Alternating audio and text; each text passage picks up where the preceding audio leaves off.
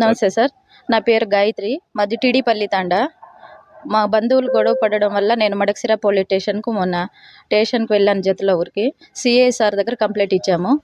అత ఆ సారు వాళ్ళిద్దరిని విచారించకుండా 5 నిమిషాలకొకసారి నన్నే పిలిచి డోర్ ఏయమని చెప్పి గంటలు గంటలు నాతోనే మాట్లాడుతున్నాడు. నా పర్సనల్ విషయాలన్నీ, మీ ఆయన ఎక్కడున్నాడు? ఏం పని చేస్తాడు?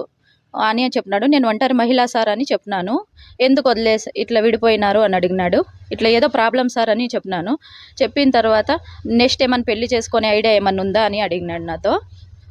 అలా అడుగుతూ మళ్ళీ నేను బయటకు వచ్చేసినాను వాష్రూమ్కి అని భయమేసి. మళ్ళీ పిలిచినాడు. వాళ్ళు గొడవ పడిండే వాళ్ళని వదిలేసి మధ్యలో నన్ను పోయిండేదాన్ని 5 నిమిషాలకు ఒకసారి పిలుస్తా అన్నాడు. నేను బయటకు వచ్చేయాలని ట్రై చేసినా పంపిస్తా అనలేదు. సార్ నేను ఇంటికి పోవాలా, చిన్నపిల్లలు ఉన్నారన్నా కూడా వినటం లేదు సార్. 5 నిమిషాలు ఉండు పోదు అని. అయినా 10 గంటలు, నైట్ 10 గంటల వరకు పెట్టుకున్నాడు సార్ మమ్మల్ని స్టేషన్లో. నిన్నే కాదు, నాతో పాటు ఒక 4 మహిళలను కూడా. అప్పుడు నాకు భయం వేసి తెలిసిన అతను ఉంటే అతనికి నేను బయటకు వచ్చి కాల్ చేసి ఇట్లా చెప్పినాను. అప్పుడు అతను వచ్చి గొడవ చేస్తున్నాడు. ఎలా పెట్టుకుంటారు ఈ టైం వరకు, 6 దాటితే మహిళల్ని స్టేషన్లో పెట్టుకోకూడదు, అది లేడీ కానిస్టేబుల్ లేకుండింది, ఎవరు లేకుండింది, ఎలా పెట్టుకున్నారని అతను గొడవ చేస్తే సార్ వచ్చి బయటికి అతను చేయి పట్టుకొని రిక్వెస్ట్ కోరున్నారు. తప్పు అయిపోయింది, ఇలా చేసేకి ఇది లేదు అని.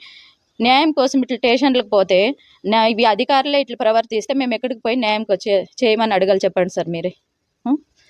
నాకు జరిగినట్ల మహిళలకి ఇట్లా ప్రవర్తించకూడదు. సారు చాలా లూటంగా వాడి అసభ్యకరమైన మాటలన్నీ అవి చెప్పుకోకూడదు. కావాలంటే విచారణ చేయండి. అలాంటి మాటలు మాట్లాడతాడు మహిళలతో. అలాంటి మాటలు మాట్లాడకూడదు.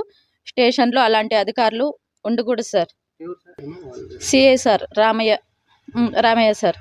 అందుకే న్యాయం కోసము నేను ఎక్కడికి వెళ్ళలేదు. మేడం లేడీ అని తెలిసి ఇక్కడికి వచ్చాక కూడా నాకు భయమే. ఎందుకంటే డిపార్ట్మెంట్లో ఒక్కరు చేస్తే అంతా ఏమో అని భయం అవుతుంది ఫస్ట్ టైం కాబట్టి.